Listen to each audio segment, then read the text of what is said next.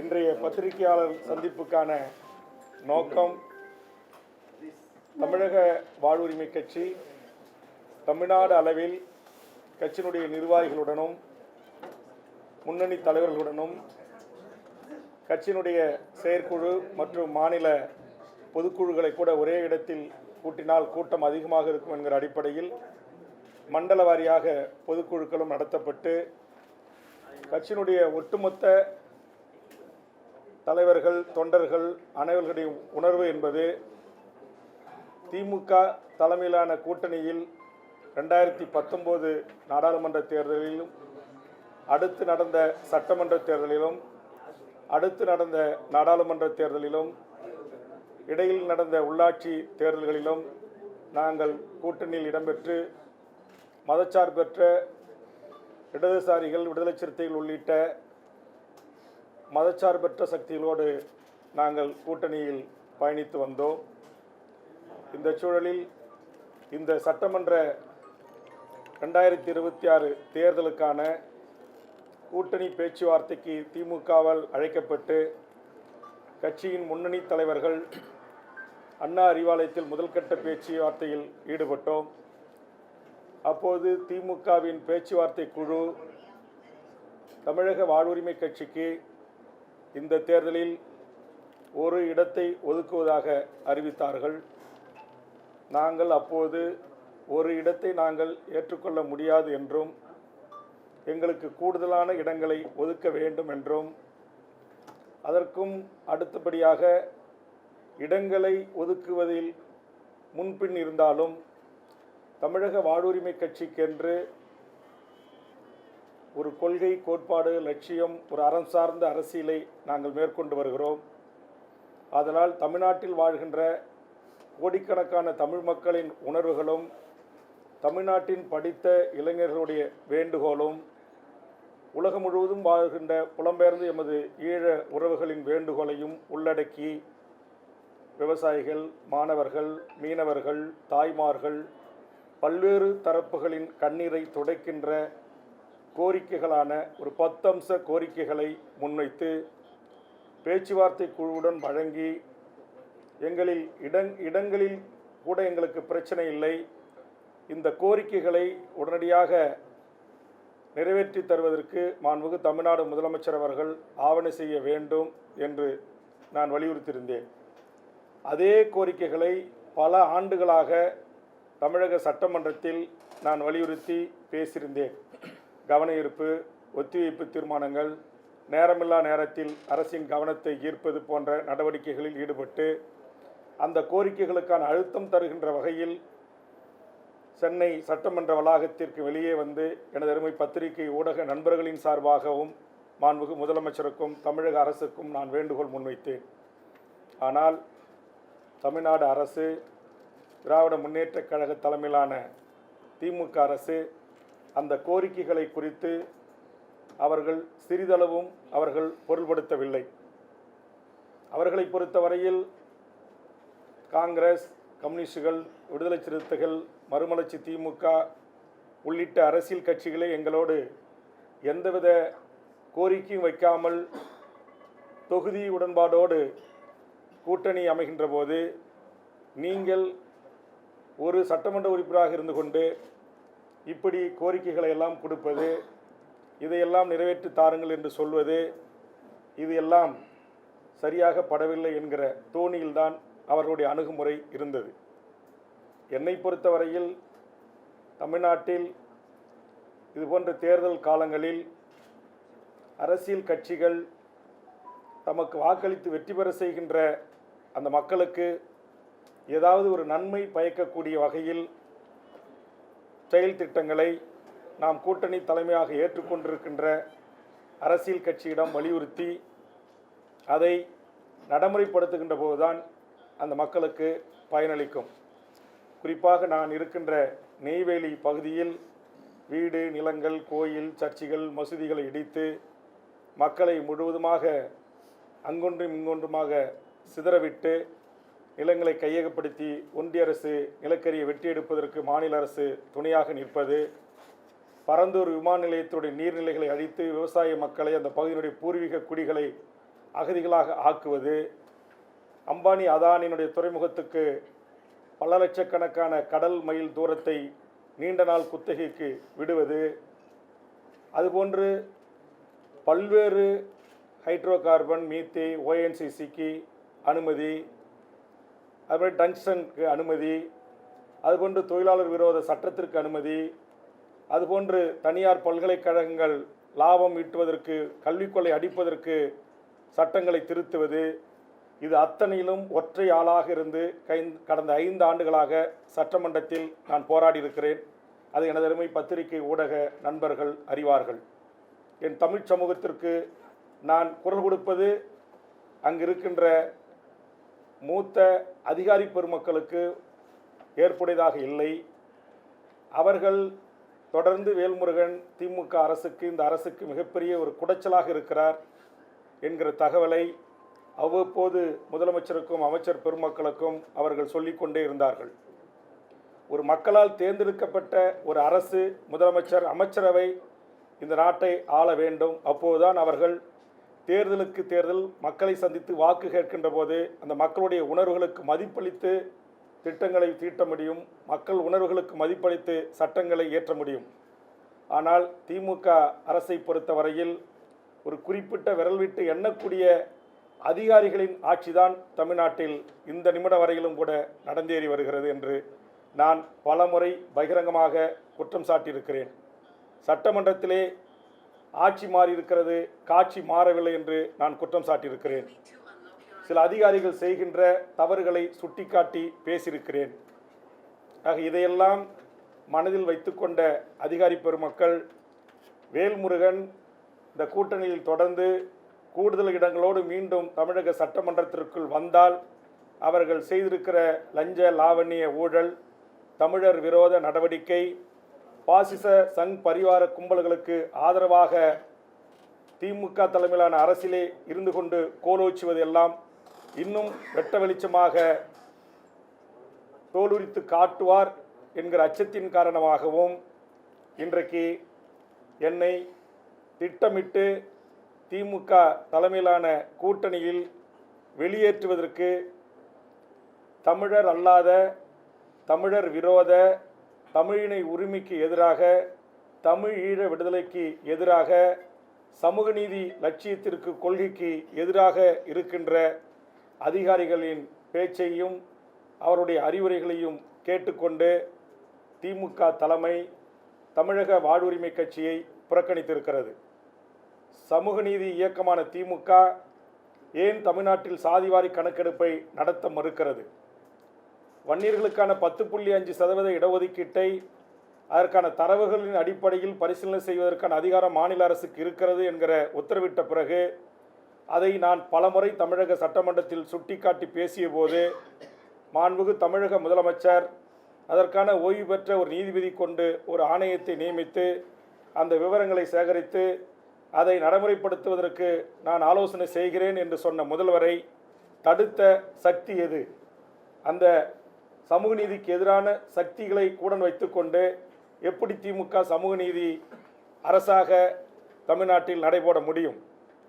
தமிழ் சமூகத்திற்காக உழைத்த, போராடிய எண்ணற்ற தமிழ் சமூகத்தின் ஆளுமைகளுக்காக மணிமண்டபம், சிலைகள், நினைவுத்தூண்கள், தபால் தலைகள், தெருக்களின் பெயர்களை சூட்டுங்கள் என்று நான் சொன்னபோதெல்லாம் எந்த பதிலும் சொல்லாமல் பெயரளவுக்கு 1 மற்றும் 2 போன்ற விஷயங்களை செய்துவிட்டு இங்கு ஒரு சினிமா நடிகர் சொன்னார் என்பதற்காக அவருடைய தந்தையின் பெயரிலே தெருக்களை வைப்பது.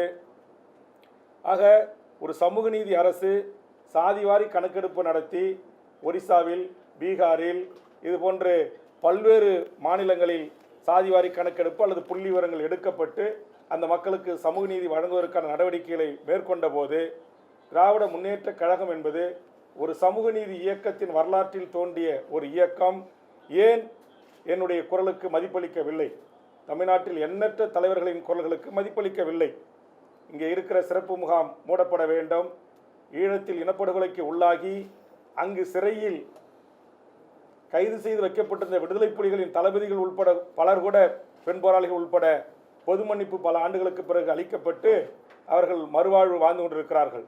ஆனால் தமிழ்நாட்டில் இங்கு பாஸ்போர்ட் ஆக்டில் கைது செய்யப்பட்டு நீதிமன்றத்தால் பிணை வழங்கப்பட்டு புழல் சிறையிலிருந்து அவர்கள் வெளியே வருகின்ற போது அங்கு வாசலிலே வைத்து அவர்களை கைது செய்து சிறையில் அடைக்கிறார்கள். திருச்சி சிறப்பு முகாமில் அடைத்து கொடுமைப்படுத்துகிறார்கள். தொடர்ச்சியாக அங்கே மரங்களில் ஏறி போராட்டம், உயிரை பணம் வைத்து உண்ணாவிரதங்கள். தற்போது கூட சக்தி என்கிற நாதன் உயிருக்கு போராடி கொண்டிருக்கிறார். போராட்டம் தொடர்ந்து கொண்டிருக்கிறது. ஆக தமிழக வேலை தமிழருக்கே என்கிற ஒரு சட்டம் இயற்றினால் என்ன? குஜராத்தில் இருக்கிறது, கர்நாடகத்தில் இருக்கிறது, பீகாரில் இருக்கிறது, இந்தியாவில் பல மாநிலங்களில் இருக்கிறது. அந்த மாநில மக்களுக்கான வேலை வாய்ப்பு முன்னுரிமை. ஆனால் தமிழ்நாட்டில் அப்படி ஒரு சட்டம் இயற்றப்படவில்லை. தமிழ் வழியில் படித்தவர்களுக்கான 20% இடஒதுக்கீட்டிற்கான அந்த உரிமை சட்டமாக இதுவரையிலும் இயற்றப்படவில்லை. அதுபோன்று ஓபிஎஸ் காலத்தில் தமிழ்நாட்டுடைய அரசு உயர் பதவிகளை டிஎன்பிசியினூடாக எவர் வேண்டுமானாலும் வந்து எழுதி இங்கே கோட்டாட்சியராக, டிஎஸ்பியாக, நீதிபதியாக, பல்வேறு துறையினுடைய அசிஸ்டன்ட் கமிஷனராக பதவிக்கு வரலாம் என்கிற நிலை இந்த நிமிடம் வரையிலும் இருக்கிறது. 5 ஆண்டு காலமாக ஓபிஎஸ் கொண்டு வந்த அந்த சட்டத்தை ரத்து செய்யுங்கள் என்று நான் மன்றாடினேன். அது ரத்து செய்யப்படவில்லை. ஆக நான் தமிழக வாழ்வுரிமை கட்சி என்பது தமிழர் நிலத்தில் வாழ்கின்ற அனைத்து மக்களுக்குமான ஒரு கட்சி. ஆக இந்த அனைத்து மக்களுக்குமான கிடைக்க வேண்டிய சமூக நீதி கிடைக்கப்பெறவில்லை, வேலைவாய்ப்பு கிடைக்கப்பெறவில்லை. இங்கு மாணவர்கள், மீனவர்கள், தொழிலாளர்கள், விவசாயிகள் பிரச்சனைகள் தீர்க்கப்படாமல் இருக்கிறது. ஆக இதையெல்லாம் நான் சுட்டிக்காட்டி முதலமைச்சருடைய கவனத்திற்கு எடுத்து சென்று அதை தீர்ப்பதற்கு முயற்சி எடுக்கின்ற போது அதற்கு முட்டுக்கட்டியாக இருக்கிற கார்ப்பரேட் பெரும் முதலாளிக்கு ஆதரவாக இருக்கின்ற சக்திகள் இன்றைக்கு முதலமைச்சரை சுயமாக சிந்தித்து முடிவெடுப்பதற்கு அனுமதிக்க மறுத்து இங்கு அதிகாரிகள் ஆட்சி கொட்டமடித்துக் கொண்டிருக்கிறார்கள் என்று நான் சொன்ன குற்றத்திற்காகவே இன்றைக்கு அரசியல் ரீதியாக கூட தேர்தல் களத்திலும் அவர்கள் இதிலே தலையிட்டு இன்றைக்கு குழப்பங்களை விளைவித்துக் கொண்டிருக்கிறார்கள். எனக்கு அதை பற்றி கவலை இல்லை. திமுக தலைமையிலான இந்த கூட்டணியில் இத்தனை ஆண்டு காலம் இருந்தேன். 5 ஆண்டு காலம் திமுகவின் சார்பாக உதயசூரியன் சின்னத்தில் போட்டியிட்டு வெற்றி பெற்று நான் ஒட்டுமொத்த தமிழக மக்களுக்கான குரலாக எனது குரல் ஒலித்திருக்கிறது.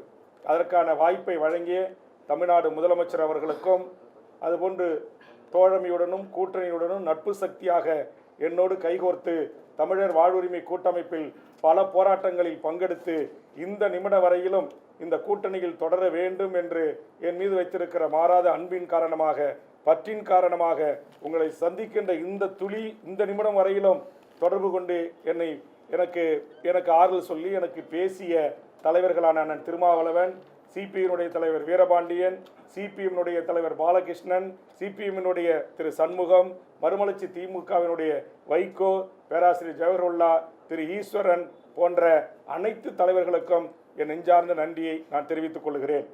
தமிழர் வாழ்வுரிமை கூட்டமைப்பில் உலக தமிழர்களின் வாழ்வுரிமைக்காகவும், ஈழ இன பிரச்சனைகளை குறித்தும், தமிழ் சமூகத்தின் வாழ்வுரிமைக்காகவும் என்னால் தலைமை ஒருங்கிணைப்பாளர் நடத்தப்படுகின்ற தமிழர் வாழ்வுரிமை கூட்டமைப்பில் தொடர்ந்து நாம் பயணிப்போம் என்று எனக்கு தெரிவித்திருக்கிறார்கள். ஆக அந்த வகையில் தமிழக வாழ்வுரிமை கட்சி, எங்கள் கட்சியினுடைய செயற்குழு, பொதுக்குழு, அரசியல் தலைமைக்குழு, தொகுதி தலைவர், செயலாளர், மாவட்ட தலைவர், செயலாளர், மாநில நிர்வாகிகள், நகர ஒன்றிய செயலாளர் அளவிலான பொதுக்குழு அனைவரும் சேர்ந்து எடுத்த முடிவுக்கிணங்க அவர்கள் அனைவரும் சேர்ந்து எனக்கு அளித்த அந்த அதிகாரத்தின் அடிப்படையில் இன்று முதல் தமிழக வாழ்வுரிமை கட்சி திமுக தலைமையிலான கூட்டணியிலிருந்து விலகுவது என்பதை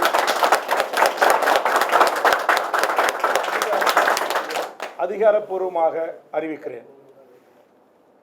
இதற்கு பிறகு தமிழக வாழ்வுரிமை கட்சி முக்கிய தலைவர்களோடு கலந்து ஆலோசனை செய்து, இப்போது கூட நீங்கள் பார்த்திருக்கலாம், அலுவலகத்தில் சுமார் 25க்கும் மேற்பட்ட பல்வேறு தமிழ் தேசிய அமைப்புகள், பெரியாரி இயக்கங்கள், ஒடுக்கப்பட்ட விளிம்பு நிலை மக்களுக்காக போராடுகின்ற அமைப்பினுடைய தலைவர்கள் என்னை சந்திக்க வருகின்றிருக்கிறார்கள்.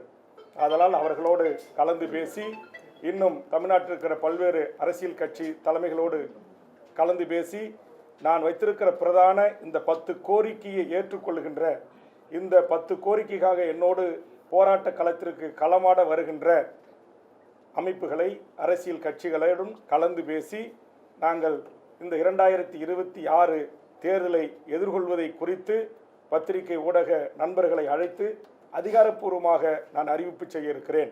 எனதருமை பத்திரிகை ஊடக நண்பர்களுக்கு ஒரு அன்பான வேண்டுகோள். எங்கள் கட்சியை பொறுத்தவரையில் இது தமிழ்நாடு விடுதலைப்படை, மாவோயிஸ்ட் இயக்கங்கள், தமிழ்நாடு மீட்சிப்படை போன்ற பல்வேறு தமிழ் தேசிய அரசியல் ஆளுமைகளை கொண்ட ஒரு அரசியல் தலைமை குழுவாக, அரசியல் முக்கிய நிர்வாகிகளை கொண்ட ஒரு கட்சியாக நடைபெற்று வருகிறது. தனித்து நான் எந்த முடிவும் எடுக்க முடியாது. சில பத்திரிகை நண்பர்கள் என்னை நேர்காணல் காணுவதற்கு வருகை தந்தபோது, நான் ஒரு 24 மணி நேரம் பொறுத்துக் கொள்ளுங்கள், நாளை பத்திரிகையாளர்களை அதிகாரப்பூர்வமாக சந்திக்கிறேன் என்று சொன்னேன். உடனே 24 மணி நேரம் கெடு என்று ஒரு செய்தியை போடுகிறீர்கள். திமுக இந்த நிமிடம் வரையிலும் மூத்த தலைவர்கள் என்னோடு பேசிக்கொண்டுதான் இருக்கிறார்கள். ஆனால் காத்திருந்த வேல்முருகன் என்று என்னுடைய சுயமரியாதைக்கும் தன்மானத்திற்கும் நீங்கள் இழுக்கு ஏற்படுத்துவது போல் உங்கள் பரபரப்புக்கு பிரேக்கிங் நியூஸ் போடுகிறீர்கள். அப்படி இல்லை. வேல்முருகன் பண்ணுகிற நேர்மையான அரசியல், எனது அரசியல் பொதுவாழ்வு என்பது சுமார் 40 ஆண்டு காலத்திற்கு மேல் 6 முறை தேர்தலை சந்தித்திருக்கிறேன். தலைவர் கலைஞர், மறைந்த அம்மையார் ஜெயலலிதா, எடப்பாடி, OPS, மருத்துவர் ராமதாஸ் ஐயா என்று பல்வேறு தமிழ் சமூகத்தின் மிகப்பெரிய ஆளுமைகளோடு நான் ஒன்றாக பழகி அவர்களோடு அரசியலிலே பணியாற்றியிருக்கிறேன், அனுபவங்களை பெற்றிருக்கிறேன். அதனால் தயவு செய்து அதிகாரப்பூர்வமாக நாங்கள் அறிவிக்கின்ற அந்த செய்திகளை மட்டும் நீங்கள் வெளியிட வேண்டும் என்பது என்னுடைய தாழ்மையான வேண்டுகோள். உடனே சொல்றீங்க அதிமுக 3 இடங்கள் தருகிறது, வேல்முருகன் அதிமுகவோடு போகிறார், விஜயுடன் பேச்சுவார்த்தை நடத்தி கொண்டிருக்கிறார். எங்கள் கட்சியை பொறுத்தவரையில் எந்த ஒரு முடிவாக இருந்தாலும் ஒரு முறைக்கு 2 முறை 3 முறை அனைத்து நிலை பொறுப்பாளர்கள் வரையிலும் அவர்களை அழைத்து கருத்து கேட்டு பேசி அதற்கு பிறகுதான் ஒத்த கருத்து ஏற்பட்ட பிறகுதான் நாங்கள் இந்த முடிவை அறிவிப்போம். இது கூட கடந்த 15 நாட்களாக தமிழ்நாடு முழுவதும் பயணம் சென்று நகர செயலாளர், ஒன்றிய செயலாளர் அளவில், தொகுதி தலைவர் செயலாளர் அளவில், மாவட்ட தலைவர் செயலாளர் அளவில், மண்டல பொறுப்பாளர்கள் அளவில், ஒரு ஒருங்கிணைந்த மாவட்டத்திற்கான கட்சியினுடைய அரசியல் பொறுப்பாளர்கள், கட்சியினுடைய தலைமை பொறுப்பாளர்கள், மண்டல நிர்வாகிகளோடு, அதற்கு பிறகு மாநில அணி நிர்வாகிகளோடு கலந்து பேசி, அதற்கு பிறகு மாநில கட்சியினுடைய தலைமை குழு கூடி முடிவெடுத்து அவர்கள் சொன்ன இத்தனை படிநிலையிலிருந்து எனக்கு கொடுக்கப்பட்ட அதிகாரத்தின் அடிப்படையில் தான் இந்த அறிவிப்பை நான் வெளியிடுகிறேன். அதனால் தயவு செய்து தமிழ்நாட்டில் இருக்கிற பல அரசியல் கட்சிகள் போது 10ஓடு அத்தோடு இது ஒன்று என்பது போல என்னை ஒப்பிட்டு சமூக, குறிப்பாக நீங்கள் இங்கே இருக்கிற மெயின் ஸ்ட்ரீம் மீடியாக்கள் என்று சொல்லக்கூடிய பத்திரிகைகள் கொஞ்சம் அதில் கவனம் செலுத்துங்க. சில யூடியூபர்ஸ் அவங்களுக்கு என்ன தர்மம், நீதி அதெல்லாம் எதுவும் அவங்கக்கிட்டலாம் இருக்காது. ஒரு சில பேர்கிட்ட அதெல்லாம் இருக்காது. அவங்கெல்லாம் யாராருக்காக இயங்குறாங்க, யாராருக்காக பேசுகிறாங்க என்பதையெல்லாம் நீங்கள் அறிவீர்கள். அதனால் தயவு செய்து என்கிட்ட நீங்கள் வந்து இந்த மாதிரி நான் அதிகாரப்பூர்வமாக அறிவித்து உங்களை அழைத்து சொல்லுகின்ற போது அந்த செய்தியை நீங்கள் கொண்டு போங்க. என்னுடைய இந்த 5 ஆண்டு கால சட்டமன்ற பணி என்பதும் கடந்த காலத்தில் 10 ஆண்டு காலம் சட்டமன்ற பணி என்பதும் இந்த மக்களுக்கானதாக தான் இருந்திருக்கு. அதனால் இந்த மக்கள் தான் எங்களுக்கு எஜமானர்கள்.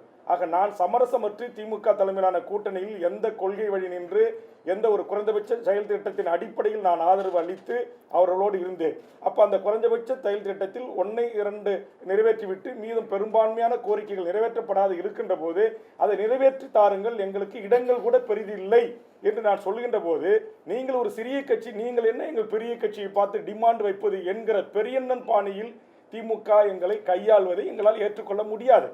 மற்றபடி நாங்கள் மதச்சார்பற்ற அணியில் இருக்கிறோம். திமுக தலைமையில் கூட்டணியில் இருந்தோம். இடதுசாரி சக்திகளோடு, விடுதலை சிறுத்தைகளோடு, ஒடுக்கப்பட்ட மக்களுக்கு போராடுகின்ற தலைவர்களோடு நாங்கள் கைகோர்த்து பயணித்தோம். ஆனால் அவர்களெல்லாம் கேட்கவில்லை. நீ யார் இதையெல்லாம் சொல்வது, நீ யார் எங்களுக்கு டிமாண்ட் வைப்பது என்கிற அந்த தோணியில் பேசுகின்ற அந்த பேச்சை ஒரு இந்திய ஒன்றியத்திடமிருந்து ஒரு காலத்தில் தனிநாடு கேட்ட போராளி இயக்கத்திலிருந்து உருவான வேல்முருகன் மற்ற தலைவர்களோடு என்னை ஒப்பிட்டு நீங்கள் தயவு செய்து இடம் போடக்கூடாது என்பதுதான். உங்களுக்கே தெரியும், சட்டமன்றத்தில் கடந்த முறை நான் பேசினேன். தமிழீழ தேசிய தலைவரை நினைவு கூர்ந்து பேசினேன். தமிழ்நாடு விடுதலைப்படை தலைவர் தமிழரசனை நினைவு கூர்ந்து பேசினேன். புலவர் கலிபெருமாள் அவர்களை நினைவு கூர்ந்து பேசினேன். மாவீரன் வீரப்பனார் அவர்களுக்காக ஒரு நினைவில்லம் ஏற்படுத்தி தர வேண்டும் என்று கவன ஈர்ப்பு திருந்த முதலமைச்சரிடையே நான் வலியுறுத்தினேன். ஆக இது எல்லாம் எதை காட்டுகிறது என்று சொன்னால், எனக்கு பதவியோ பணமோ வேற எதுவுமே எனக்கு தேவையில்லை. நான் ஓட்டு அரசியல் இருந்த கூட விலகி, நான் என் கட்சி இல்லை, நான் தனிப்பட்ட வேல்முருகனாகிய நான் ஓட்டு அரசியல் இருந்து கூட விலகி, நான் இந்த மண்ணுக்கும் மக்களுக்கும் மொழிக்கும் இனத்திற்குமாக மண்டியிடாமல் மானத்தோடு போராடி மடிவதற்கு தயாராக அர்ப்பணித்துக் கொண்டு பொது வாழ்வுக்கு வந்தவன் வேல்முருகன். ஆனால் தயவு செய்து இளைய புதிய வருகையாக வந்திருக்கிற, நான் பார்த்து பரிசு வாங்கி பரிசு கொடுத்த என் பகுதியை சேர்ந்த பத்திரிகையாளர் கூட சில பேர் இன்னைக்கு இருக்கிறாங்க.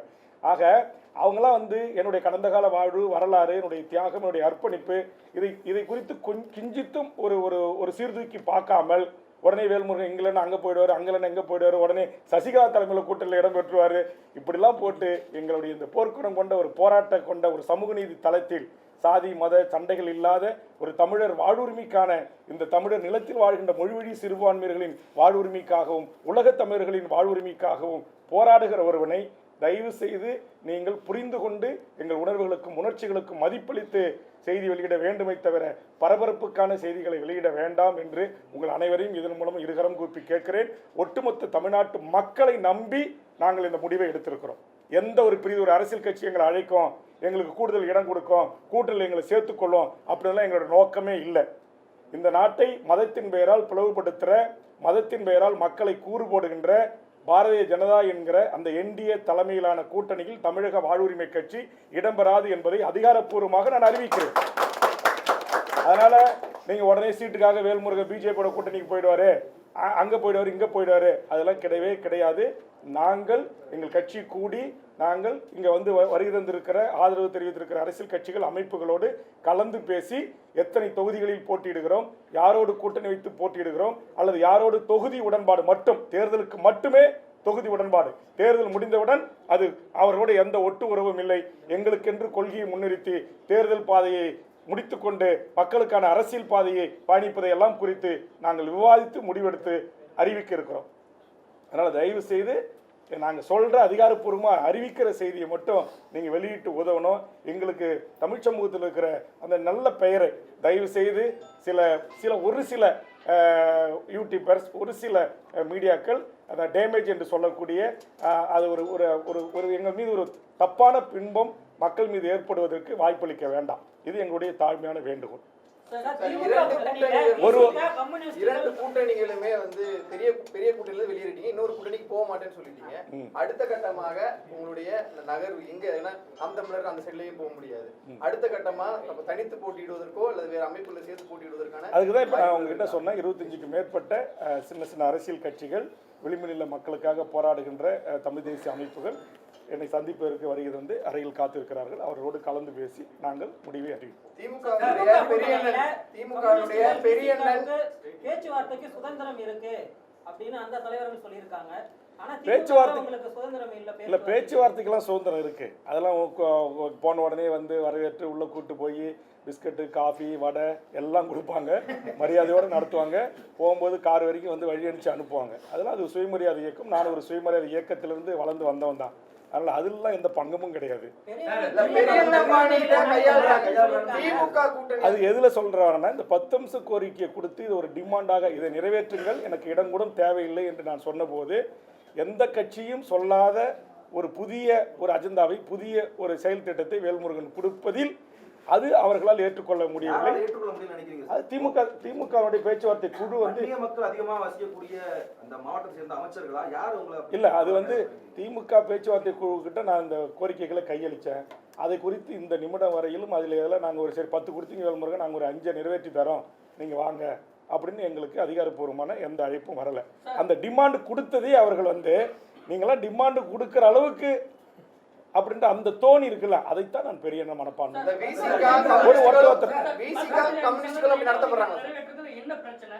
10.5% திமுக ஆட்சிக்கு வந்த டே 1 என்னுடைய சட்டமன்ற குறிப்புகளை படித்து பார்த்து தெரிந்து கொள்ளலாம் பத்திரிகை நண்பர்கள்.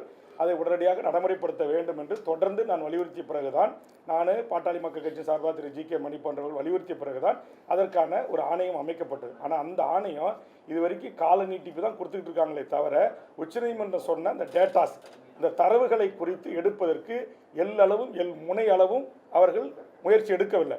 திமுக தலைவர் கலைஞர் அவர்கள் 108 சாதிகளை சேர்த்து உங்களுக்கு 20% இடஒதுக்கீட்டை வழங்கி சமூக நீதியை காத்து தந்தார்.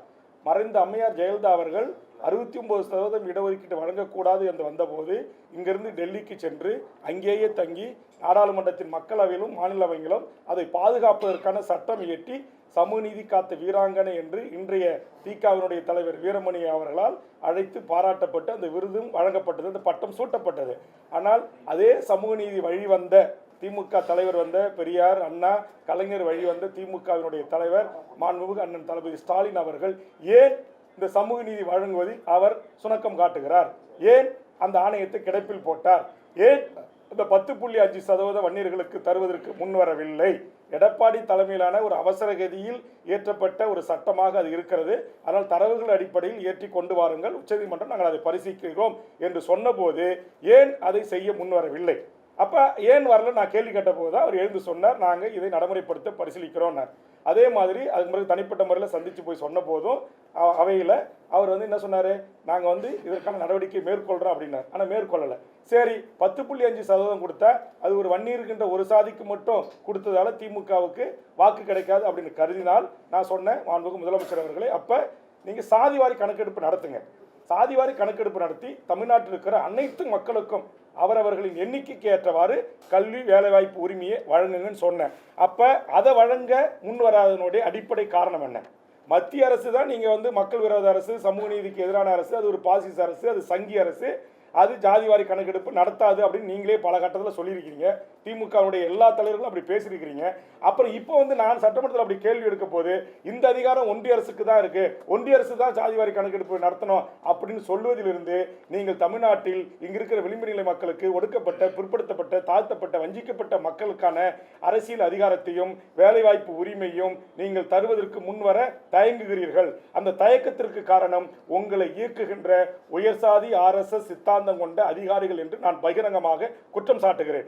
திமுகவினுடைய தலைவராக இருக்கிற கலைஞருடைய கருணாநிதி அவருடைய கலைஞருடைய மகன் திரு ஸ்டாலின் அவர்கள் சமூக நீதி வந்த திராவிட இயக்கத்தினுடைய தலைவர் தானே. நீங்க துணிஞ்சில முடிவெடுத்து நடைமுறைப்படுத்தணும். ஏன் அது எந்த சக்தி உங்களை தடுத்தது? அதுக்கு எனக்கு பதில் சொல்லுங்க.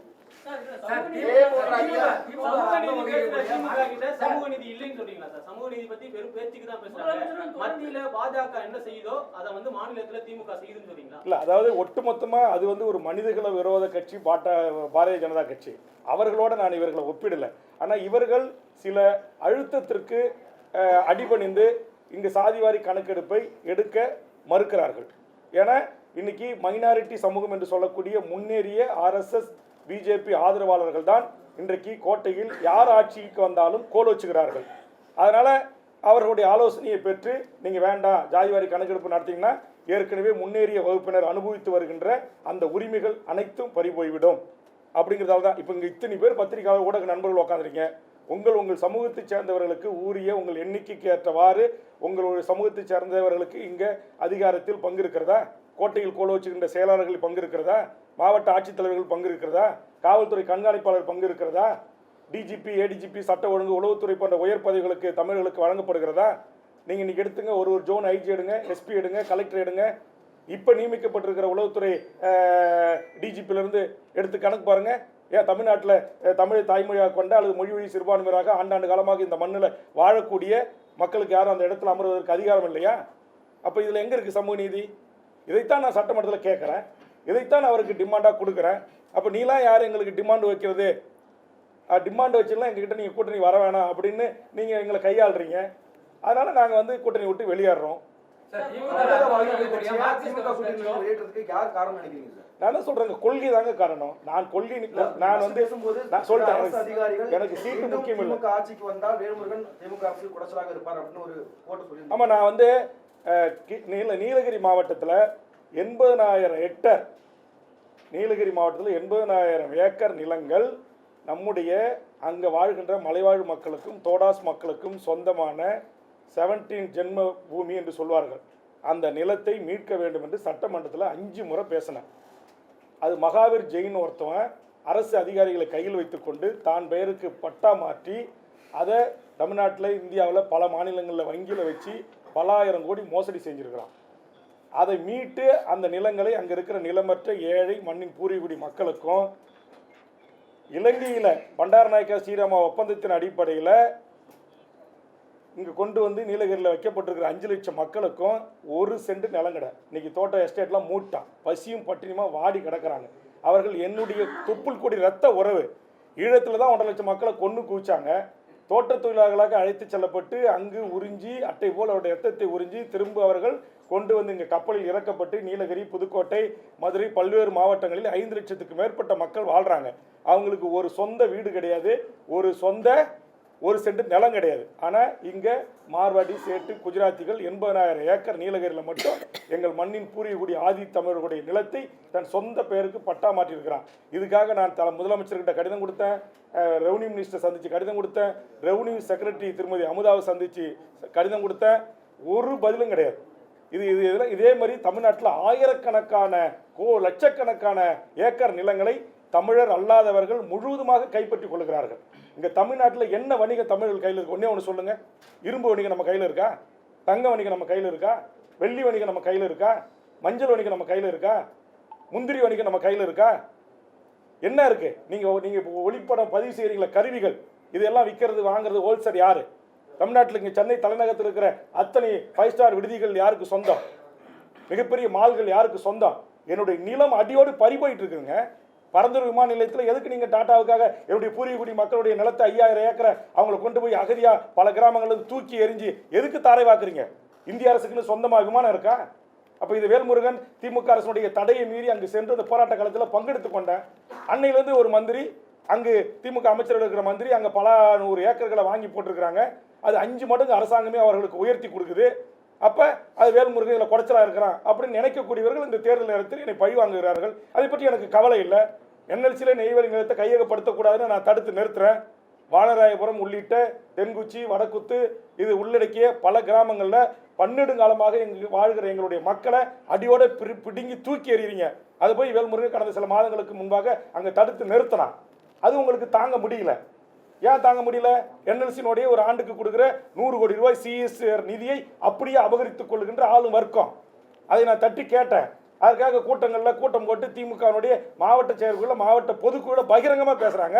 வேல்முருகன் நமக்கு பெரிய குடைச்சல், வேல்முருகனுக்கு கூட்டணியில் இடம் கொடுக்க கூடாது அப்படின்னு. நான் தேர்தலே நிற்கல, ஓட்டு அரசியலை புறக்கணித்து விட்டு இந்த மண்ணுக்காக நான் போராடுறேன்.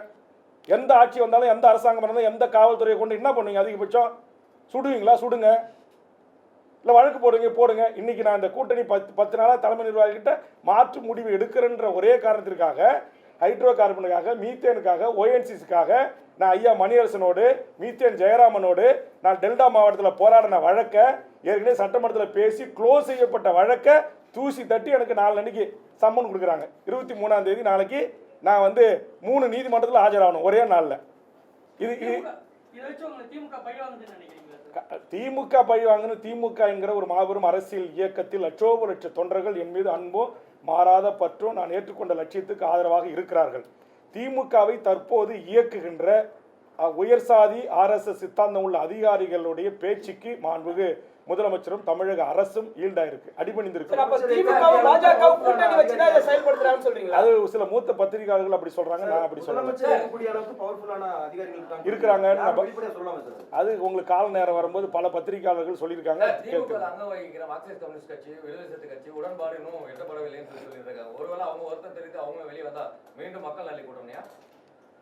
இல்லை, அது நான் வெளியேறிட்டேன்னு உங்களுக்கு அறிவிச்சிருக்கிறேன். அவர்கள் அப்படி வெளியேறி விட்டார்கள் என்று அறிவித்தால் அப்படி அவங்க வெளியேற மாதிரி எனக்கு தெரியல. காரணம், அவர்கள் அனைவருமே, நான் தான் சொல்கிறேன், இப்போ உங்களை சந்திக்க உட்கார முன்னாடி அந்த கட்சியினுடைய மாநில செயலாளர்கள், தலைவர்கள், அண்ணா நம்ம ஒரு மதச்சார்பற்ற அணியில் இருக்கிறோம், நீங்கள் கண்டிப்பாக சட்டமன்றத்துக்கு போகணும், குரலற்ற மக்களின் குரலாக நீங்கள் ஒழிக்கணும் அப்படின்றத தொடர்ந்து உங்களுக்கே தெரியும். நேற்று கூட பத்திரிகையாளர் சந்திப்பில் அண்ணன் திருமாவளவன் என் மீது வைத்திருக்கிற அந்த மிகப்பெரிய ஒரு நம்பிக்கை, ஒரு நட்பின் காரணமாக பல முறை என்னை தொடர்பு கொண்டு பேசினார்கள்.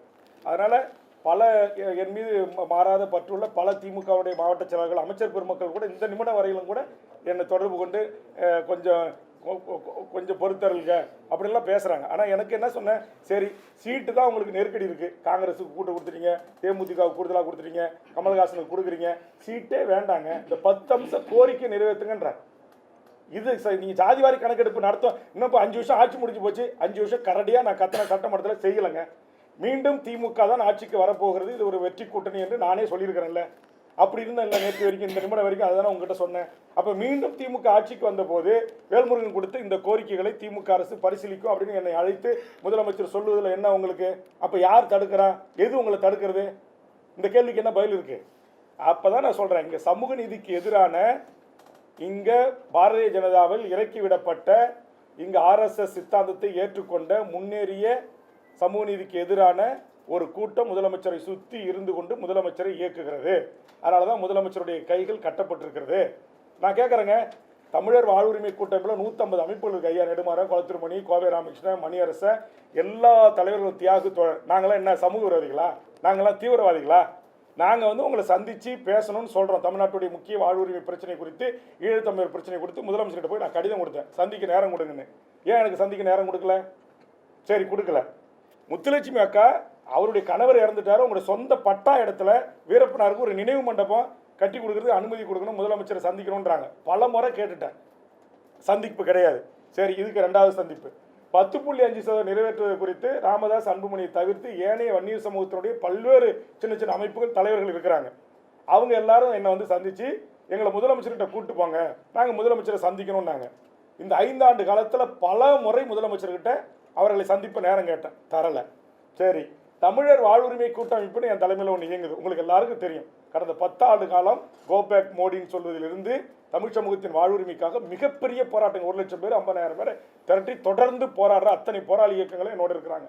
அவங்க எல்லாரும் ஒரு தடவை உட்காந்து சந்தித்து இந்த சாதிவாரி கணக்கெடுப்பு நடத்தணும். இந்த வடக்கன்ஸ் என்று சொல்லக்கூடிய வடவர்களுடைய ஆதிக்கம் இங்கே அதிகமாக இருக்குது. அதனால் அது ஸ்டேட் என்ட்ரி லைன் பர்மிட் முறை வடகிழக்கு மாநிலங்கள் போல தமிழ்நாட்டிலையும் ஒரு முறைப்படுத்தணும். நம்ம வட இந்தியர்களையோ மொழி வழி சிறுபான்மையோ நமக்கு எதிரி இல்லை. அதனால் இதை முறைப்படுத்துவதற்கு மாண்புமிகு முதலமைச்சரை சந்தித்து நம்ம பேசணும். நீங்கள் கூட்டமைப்பினுடைய தலைவராக இருக்கிறீங்க, எம்எல்ஏவாக இருக்கீங்க, முதலமைச்சரோட நெருக்கமாக இருக்கிறீங்க, ஒரு தேதி வாங்கி கொடுங்க அப்படின்னு சொல்லி எல்லாரும் கையெழுத்து போட்டு கொடுத்தாங்க. மதிமுக உள்பட எல்லா கட்சிகளும், விடுதலை சிறுத்தைகள் எல்லாரும் அதை கொண்டு போய் முதலமைச்சர் வீட்டில் கொடுத்துட்டு உடனே முதலமைச்சருடைய செக்ரட்டரி, உளவுத்துறை, மூத்த அமைச்சர்கள்லாம் உட்காந்து யார் யார் அந்த 150 பேர் கொடுங்கன்னாங்க. 150 பேரை கொடுத்து 2-3 மணி நேரம் அதை குறித்து நான் அவங்ககிட்ட மன்றாடுறேன். இவர்கள்லாம் சந்திக்கணுன்றாங்க. போன தேர்தலில் நமக்காக தேர்தல் வேலை செஞ்சவங்க, இவங்க யாரும் தீவிரவாதி கிடையாது, நக்சல்பாரி கிடையாது, எல்லாம் ஜனநாயக சக்திகள். அவங்க அத்தனை பேருமே இப்போ திமுகவை இந்த கூட்டணி ஆதரிச்சுக்கிட்டு பிரச்சாரம் பண்ணிட்டு இருக்காங்க. ஆனால் ஒரே ஒரு முறை கூட அவரை சந்திக்க முதலமைச்சர் தயாராக இல்லை. அப்போ இது எதை காட்டுகிறது? அப்போ நான் தான் சொல்கிறேன், முதலமைச்சர் சட்டமன்றத்தில் தனிப்பட்ட முறையில் என்கிட்ட பார்க்கும்போது நல்லா பேசுகிறாரு, நல்லா இருக்கிறாரு, அது எல்லாம் வேற. தனிப்பட்ட முதலமைச்சருக்கும் எனக்கும் எந்த கருத்து முரண்பாடும் கிடையாது. அவர் ஒரு மிகச்சிறந்த நல்ல மனிதர். கடைசி கூட்டத்தொடரில் நான் பேசுவது போல் இந்த 74 வயதிலும் கடுமையான ஒரு உழைப்பாளி. அந்த உழைப்பு தான் அவரை இந்த உச்சத்தில் கொண்டு வந்து நிறுத்தியிருக்கிறது என்பதில் எனக்கு எந்த மாற்று கருத்தும் கிடையாது. ஆனால் நான் இந்த தமிழ் சமூகத்திற்காக நான் வைத்த கோரிக்கைகள் அது ஏன் நிறைவேற்றப்படவில்லை? அது குறித்து அவர்களோடு உங்களை ஆட்சிக்கட்டில் அமர்வதற்கு போராடிய குளத்தூர்மணியை சந்திக்கிறதுல, கோவை ராமகிருஷ்ணனை சந்திக்கிறதுல, தியாகுவை சந்திக்கிறதுல, மணியரசனை சந்திக்கிறதுல, மீத்தனை ஜெயராமனை சந்திக்கிறதுல, மே 17 இயக்கத்தை சந்திப்பதில், பொயிலனை சந்திப்பதில், பெருஞ்சித்தனாருடைய பையன் பொயிலனை சந்திப்பதில் உங்களுக்கு என்ன பிரச்சனை? குழந்தை அரசனை சந்திப்பதில் என்ன பிரச்சனை? தடா ரஹீமை சந்திப்பதில் என்ன பிரச்சனை? KM ஷரீஃபை சந்திப்பதில் என்ன பிரச்சனை? STPயினுடைய முபாரக்கை சந்திப்பதில் என்ன பிரச்சனை? அப்போ இவர்கள் எல்லாம் நாங்கள் கையொப்பமிட்டு உங்ககிட்ட கொடுத்தோமே, ஏன் எங்களை அழைச்சி பேசலை? ஒரே ஒரு முறையாவது இந்த 5 ஆண்டு காலத்தில் கோட்டையில் அதிகாரப்பூர்வமாக தமிழர் வாழ்வுரிமைக்கான போராட்ட களத்தில் இருக்க இயக்கங்களை சந்தித்து முதலமைச்சர் பேசியிருக்கிறாரா?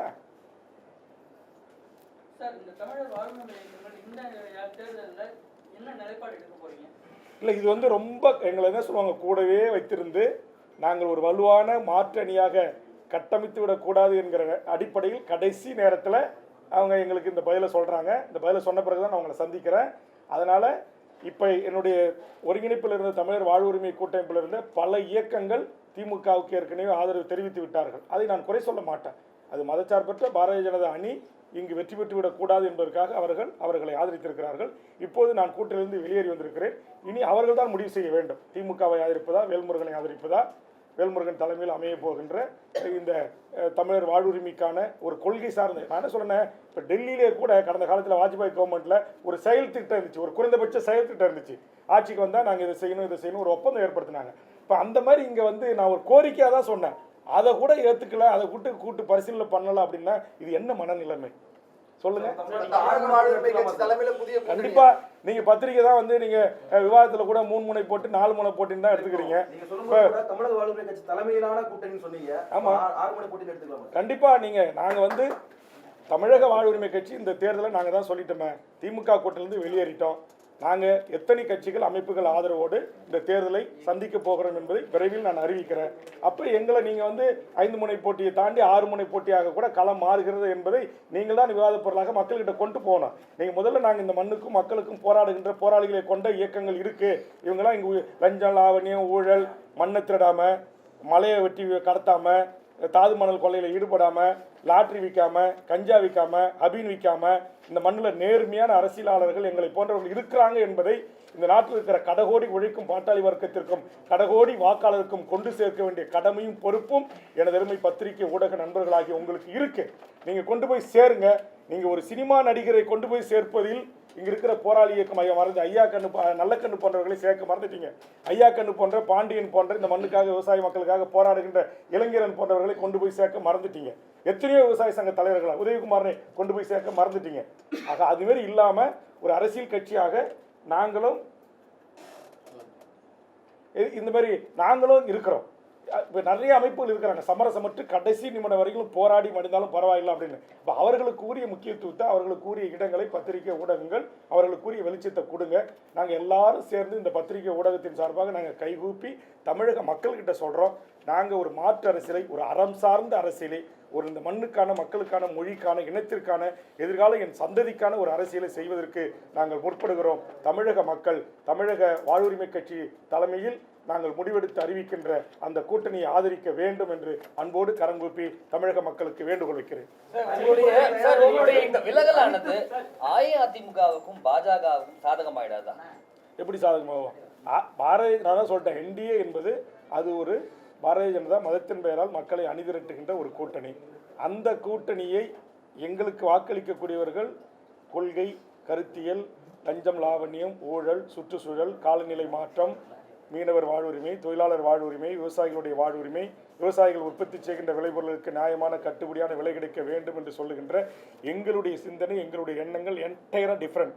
ஆனால் பாரதிய ஜனதா என்பது முழுக்க முழுக்க கார்ப்பரேட் நிறுவனங்களை உள்ளடக்கிய பெரும் முதலாளிகளை வளர்த்து எடுக்கிற, இங்கே இருக்கிற நான் சொன்ன சிறு குறு தொழிலாளர்களிலிருந்து, சிறு குறு விவசாயிகளிலிருந்து, மீனவர்களிலிருந்து இவர்களுடைய வாழும் உரிமை பறிக்கின்ற ஒரு கட்சி பாரதிய ஜனதா. அதுக்கு எப்படி நாங்கள் லாபமாக செயல்படுவோம்? தனித்து போட்டியிட தயாராக கண்டிப்பாக. ஏன்னா நான் கூட்டணி இப்போ வந்திருக்காங்க, அவங்களை கேட்காம நான் அறிவிக்கக்கூடாதுன்னு உங்ககிட்ட அறிவிக்கல. அவர்கள் அனைவரோட கலந்து பேசி கிட்டத்தட்ட 25 அமைப்புகள், சின்ன சின்ன விளிம்பு நிலை மக்களுக்காக போராடுகின்ற கட்சிகள் என்னை வந்து சந்திச்சிருக்காங்க. ஏற்கனவே நான் சொன்ன மாதிரி திரு தடா ரஹீம் போன்றவர்கள், திரு உதயகுமாரன் போன்றவர்கள், திரு KM ஷரீப் போன்றவர்கள், நம்முடைய தூத்துக்குடியினுடைய ஸ்டெர்லைட் போராட்டத்துடைய ஒருங்கிணைப்பு குழு தலைமை ஒருங்கிணைப்பாளர் நேற்று தினம் வந்து என்னை ஆதரவு தெரிவித்தார் டாக்டர் வாத்திமா போன்றவர்கள். இது போன்ற எண்ணற்ற அமைப்புகள், இயக்கங்கள் தொடர்ச்சியாக நீங்கள் எடுக்கிற அந்த முடிவுக்கு நாங்கள் ஆதரவாக இருக்கிறோம் என்று தொடர்ச்சியாக எனக்கு ஆதரவுகள் குவிந்து கொண்டு வருகிறது.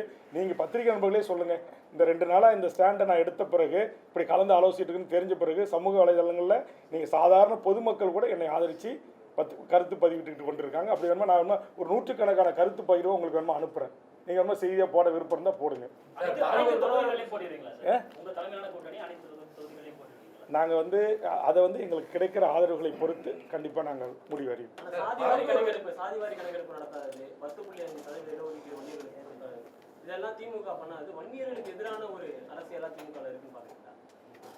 நாங்கள் வந்து வன்னியருக்கு மட்டும் எதிராக சமூக நீதி, அதனால சொல்கிறேன், சமூக நீதியே இந்த மண்ணில் அனைத்து மக்களுக்கும் கிடைத்துவிடக்கூடாது என்பது தடுக்கிற ஒரு கூட்டம் முதலமைச்சரை சுற்றி இருக்கிறது என்பது என்னுடைய குற்றச்சாட்டு. அதற்கு முதலமைச்சர் வந்து ஈல்டாகிறார். அதனால தான் முதலமைச்சர் சாதிவாரி கணக்கெடுப்பு எடுக்கல அப்படின்றது என்னுடைய பார்வை. புரியுது? நீங்கள் வந்து போராட்டத்தில் ஈடுபட்டப்போ அமைச்சர் வந்து தடுத்தாருன்னு சொன்னாங்க. அது யாருன்னு சொல்லுவோம்? யாருன்னு அமைச்சரவையில் இடம்பெற்றிருக்கிற அமைச்சர் யார்? நீங்கள் வந்து பத்திரிகை நண்பர்கள் தான், நீங்கள் வந்து என்ன சொல்லுவாங்க, இன்வெஸ்டிகேஷன் ஜேர்னலிசம் என்று சொல்லக்கூடியவர்கள். அங்கே யார் ஆயிரக்கணக்கான ஏக்கரை யார் இந்த விமான நிலையம் வருவதற்கு முன்பாக வாங்கி போட்டு இன்றைக்கி 5 மடங்கு அரசாங்கத்துக்கிட்ட பணத்தை பெறுவதற்கும், அல்லது ரியல் எஸ்டேட்டு, அங்கே 5 ஸ்டார் ஹோட்டலு, நட்சத்திர விடுதிகள், ஐடி போன்ற கம்பெனிகளை உருவாக்கலான்னு யார் திட்டமிட்டிருக்காங்களோ அவர்கள். சார், நீங்களே சொல்லியிருக்கீங்க பல கோரிக்கைகள் பரிசீலனையில் இருக்குது. நீங்கள் சட்டப்பேரவை இருக்கும்போது பல கோரிக்கைகள் நிறைவேற்றிருக்கீங்க. தமிழ்நாடு முழுக்க பல கோரிக்கைகளை முன்னெடுத்து சென்றிருக்கீங்க.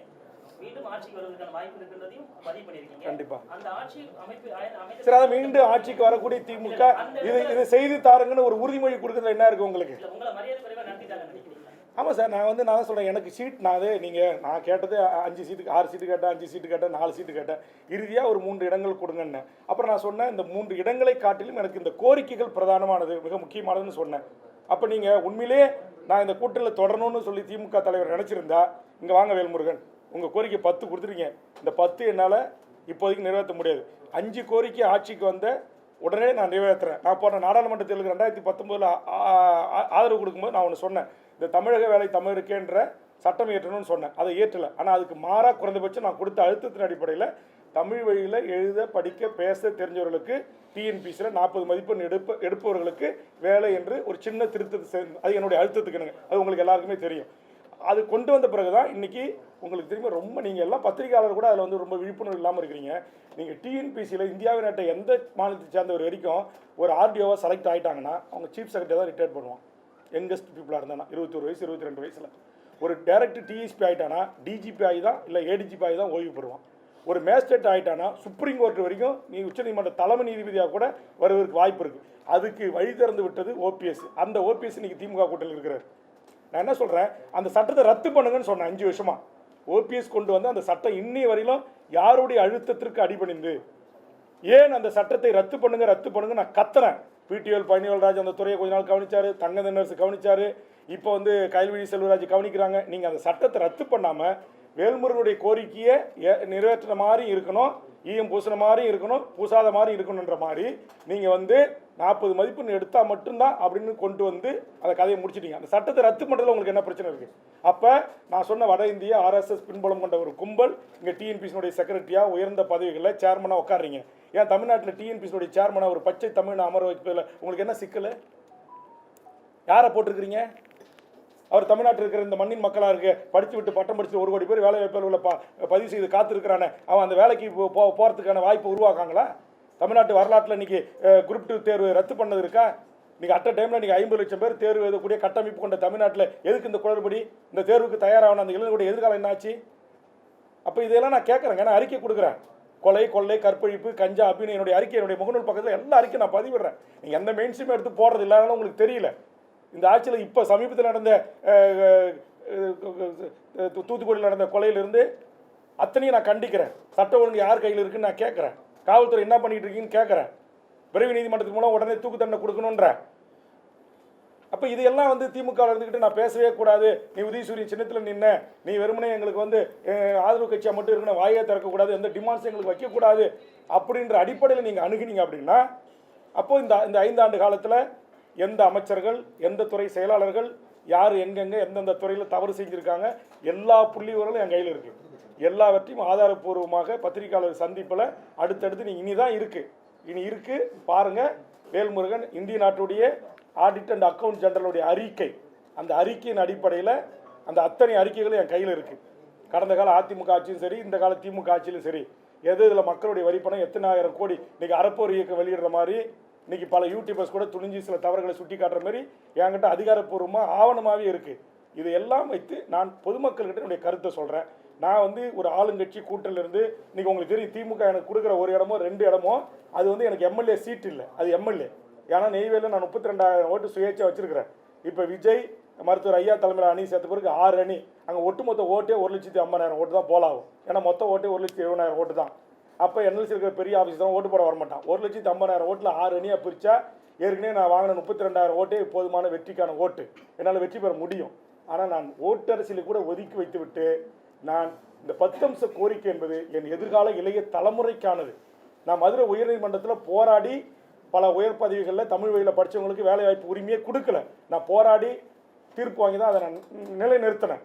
ஆக நான் தொடர்ந்து இந்த மண்ணுக்கு அதே மாதிரி உங்களுக்கு தெரியும் 7.5% மாண்புமிகு எடப்பாடியார் அவர்கள் ஏழை மாணவர் செல்வங்களுக்கு அரசு பள்ளியில் படிக்கிறவங்களுக்கு கொடுத்தாரு. ஆனால் அது பிரைவேட் காலேஜில் அனுமதி இல்லை. நாங்கள் அதற்கு நான் வழக்கை தொடுத்து அதுக்கு ஆனந்த வெங்கடேசன் மூலமாக தீர்ப்பை பெற்று நான் அதை நடைமுறைப்படுத்தினவன். நான் அதனால தான் சொல்கிறேன், நான் இந்த மண்ணுக்கானவன், இந்த மக்களுக்கானவன். அதேமாதிரி உங்களுக்கு தெரியும், நீட்டு தேர்வு எழுதுறதுக்கு பீகார், உத்தரப்பிரதேசம், ராஜஸ்தான், கர்நாடகா போய் எழுதணுன்னாங்க. அண்ணா நகரில் இருக்க தென்னிந்திய நீட் அலுவலகத்துடைய டைரக்ட் அலுவலகத்தை இழுத்து பூட்டு போட்டு அந்த கொஸ்டின் எல்லாரும் அதர் ஸ்டேட்டுக்கு போக விடாமல் தடுத்து அங்கே உட்கார்ந்த இடத்துல இருந்து தமிழ்நாட்டு மாணவர்கள் இந்திய நாட்டில் எங்கு தேர்வு எழுதினார்களோ அதுக்கான போக்குவரத்து கட்டணம், ஃப்ளைட் டிக்கெட்டு, ட்ரெயின் டிக்கெட்டு அத்தனையும் திருப்பி கொடுக்கணும். இந்த ஆண்டோட நீங்கள் தமிழக மாணவர்கள் எங்கேயும் வெளியில் போய் தேர்வு எழுத அனுப்பக்கூடாது. தமிழ்நாட்டில் அத்தனை அடிப்படை வசதிகள் இருக்கு, தமிழ்நாட்டிலே தேர்வு எழுதுங்கன்னு சொல்லி பூட்டி சிறை வைத்து அதே இடத்துல ஒப்பந்தம் ஏற்படுத்திக்குவேன். அதேமாதிரி சிறப்பு ட்ரெயினில் வந்து அப்ரண்டிஸ் பண்ணிக்கல சென்னிமலையில், திருச்சியில், சென்னையில், சேலத்தில் எல்லாம் வடநாட்டுக்காரனே உள்ளே வந்துக்கிட்டு இருந்தான். அதுக்கு ஜிஎம் அலுவலகத்தை முற்றுகையிட்டு இழுத்து பூட்டு போட்டு அங்கேயே போய் உட்காந்து போராடி தமிழ்நாட்டை சேர்ந்து வேலைவாய்ப்பு அலுவலர்கள் பதிவு செய்யப்பட்ட தமிழக இளைஞர்களுக்கு மட்டுமே இனி ரயில்வே துறையில் ஆள் எடுக்கணும்னு சொல்லி அதை சட்டமாக்கியவன் வேல்முருகன். அப்போ நான் எதுக்கு சொல்ல வரேன்னா, எனக்கு சீட்டே பிரச்சனை இல்லைங்க, எனக்கு பதவியே முக்கியம் இல்லை. நான் தமிழ்நாடு விடுதலை படைன்ற ஒரு மூவ்மெண்ட்ல இருந்து ஜனநாயகத்தை ஏற்றுக்கொண்டு தேர்தல் அரசியலுக்கு வந்தவன். அதனால எனக்கு எதுக்கு பதவி? நீங்க கொடுக்குற ஒரு சீட்டு 2 சீட்டு எனக்கு முக்கியம் இல்லை. என் தமிழ் சமூகத்தின் உயிர்நாடி பிரச்சனை சமூக நீதி பிரச்சனை. ஈழத்தில் நடந்த இனப்படுகொலை, அதுக்கு ஒரு சர்வதேச நீதி விசாரணை வேணும்னு அம்மையார் ஜெயலலிதா நிறைவேற்றின தீர்மானத்தை நிறைவேற்ற உங்களுக்கு யார் தடுத்தா? எது தடுக்குது? பதில் சொல்லுங்க எனக்கு. ஒரு இனப்படுகொலைக்கு ஒரு சர்வதேச நீதி விசாரணை நடத்துங்கன்னு ஒரு தீர்மானம் நிறைவேற்றி ஒரு பக்கம் பேப்பர் உங்களுக்கு செலவாக போது மோடி அரசுக்கு அனுப்பி வைங்க. ஏன் அதை செய்ய மறுக்கிறீங்க? யாருக்கு பயப்படுறீங்க? பதில் சொல்லுங்க. சட்டமன்றத்தில் 5 வருஷம் கேட்டேன், பதில் சொல்லலை. இன்னைக்கு உங்கள் கூட்டணியிலிருந்து வெளியேறியும் கேட்குறேன், பதில் சொல்லுங்க. அன்றைக்கும் கேட்டேன், இன்றைக்கும் கேட்பேன், நாளைக்கும் கேட்பேன். அதான் வேல்முருகன். பதவிக்கானவன் அல்ல, சீட்டுக்கானவன் அல்ல, நோட்டுக்கானவன் அல்ல. உடனே என் சொந்த சாதியை சேர்ந்த ஒரு பசங்க ஒரு சில பேர் போடுறான், திமுக வேல்முருகனுக்கு பல கோடியை கொடுத்து வன்னியர்கள் ஓட்டை பிரிப்பதற்கு முயற்சிக்கிறார்கள். இந்த அபத்தங்கள் நடக்கும், அதை பற்றியெல்லாம் நான் கவலைப்படலை. இந்த அவதூறுகள் நடக்கும், அதை பற்றியெல்லாம் நான் கவலைப்படலை. நான் இந்த மண்ணையும் மக்களையும் மொழியும் இனத்தையும் நேசிக்கக்கூடிய ஒருவன். என்னை முழுவதுமாக அறிந்த மூத்த பத்திரிகை ஊடக நண்பர்களுக்கும் மூத்த அரசியல் தலைவர்களுக்கும் தெரியும். என்னுடைய சட்டமன்ற உரையை 5 ஆண்டு காலம் உன்னிப்பாக கவனித்த எனது அருமை பத்திரிகை ஊடக நண்பர்களாகிய உங்களுக்கும் தெரியும். அதனால் என்னுடைய கோரிக்கை, என் மக்களுக்கான கோரிக்கை தான் பிரதானம். அதை முன்னோக்கி தான் நான் தொடர்ந்து வலியுறுத்தி வந்தேன். அதற்கு கூட எனக்கு ஒரு சரியான பதில் கிடைக்காத பட்சத்தில் எங்கள் கட்சி ஒட்டுமொத்தமாக எடுத்த முடிவை எனது அருமை பத்திரிகை ஊடக நண்பர்களுக்கு அறிவித்திருக்கிறேன். தொடர்ந்து நீங்கள் ஆதரவு தர வேண்டும் என்று கேட்டு நிறைவு செய்கிறேன். நன்றி.